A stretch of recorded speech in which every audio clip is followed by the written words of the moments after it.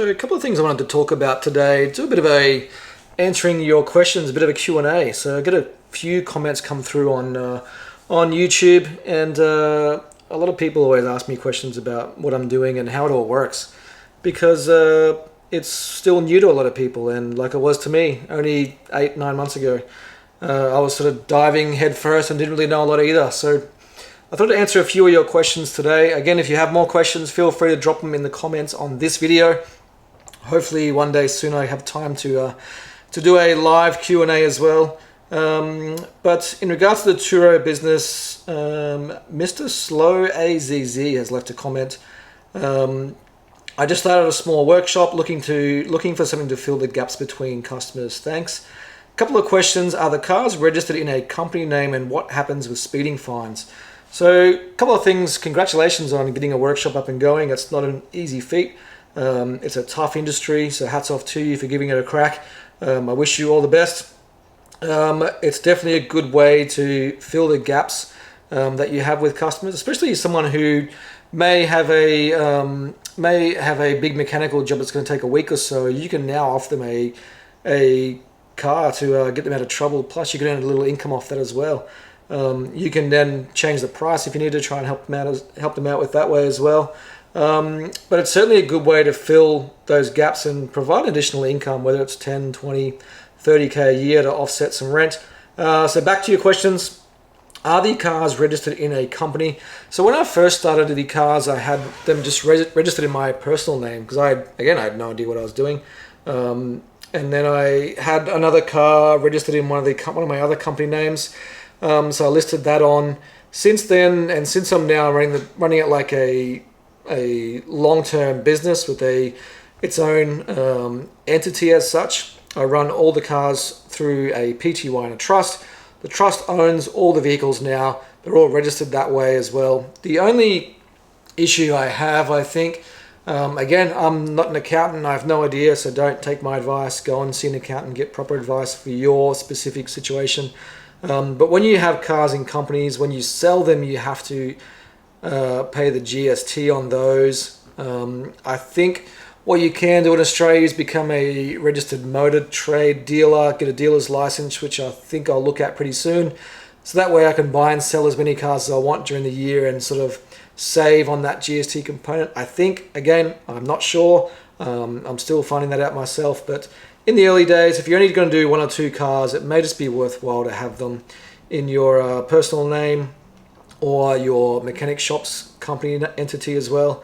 It just depends on how you want to treat that income, because all this income is taxable. So if you do run it through your personal name, just remember that's going to be income classed as your personal tax bracket, and you don't want to go to the next bracket, because then your taxable income will be way higher. So the honest answer is chat to your accountant, find out what's the best situation for you, and what happens with speeding fines. So speeding fines do happen. I do get a few. I probably had 30 odd. What happens is the speeding fine comes to me directly. I then submit that to Turo, and through Turo customer support, you can do that through the chat or through your account manager, or you can just give them a call and they'll go through it over the phone. And what you can do then is they'll go through, line up with the customer booking. So you find the booking of the customer who had the fine, find all the details, make it as easy as you can for Turo.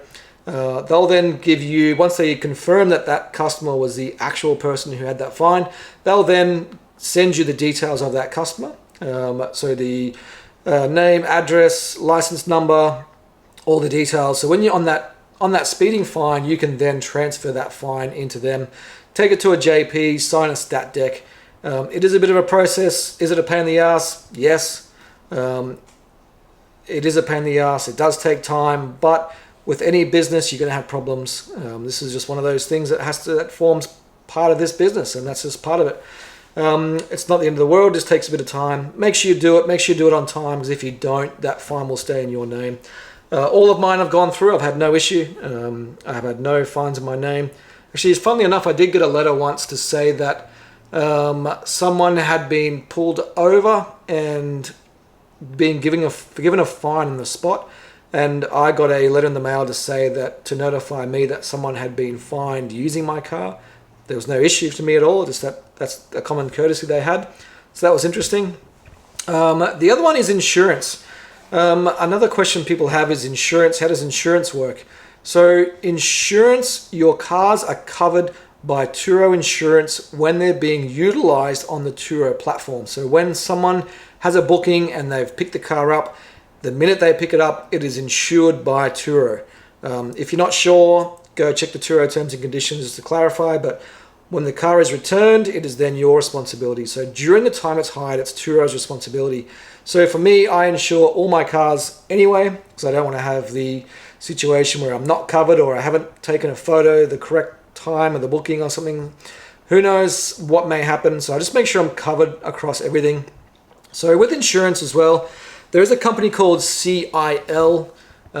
CIL Insurer. I can't remember the name of the company, but the abbreviation is CIL. They're a specialized rental fleet insurance company, but they do rentals just for private rentals. So if you're going to do your own private rental off the Turo platform, then you'd look at that. But it's probably not the most cost-effective way to do it, because Turo's insuring your car anyway. If your utilization is high, I don't know, do what you want to do with your own financial situation. But for me, I insure everything across the board. Again, it also depends on how many cars you have. If you want to do a long-term business, 20, 30, 40 cars, you may structure it differently to someone who's doing 1 or 2 cars. So if you have a spare car at home, you only use half the time, you want to rent it out, make some additional money, you're doing insurance anyway. So there's no need to change that. But if you're buying cars specifically to set up a business to run on Turo and use Turo as the booking platform, you may want to do your insurance in another way. So, there's a couple of answers there. I hope I've helped you out. If you do have any other questions regarding the Turo business, specifically in Australia, feel free to leave me a comment, and I'll pick up a few comments and do a bit of another Q&A in the next couple of weeks and answer some questions for you. So I hope that helped. If it did, please subscribe, like this video, and it really helps me a lot to grow the channel. Appreciate your support. See you in the next video.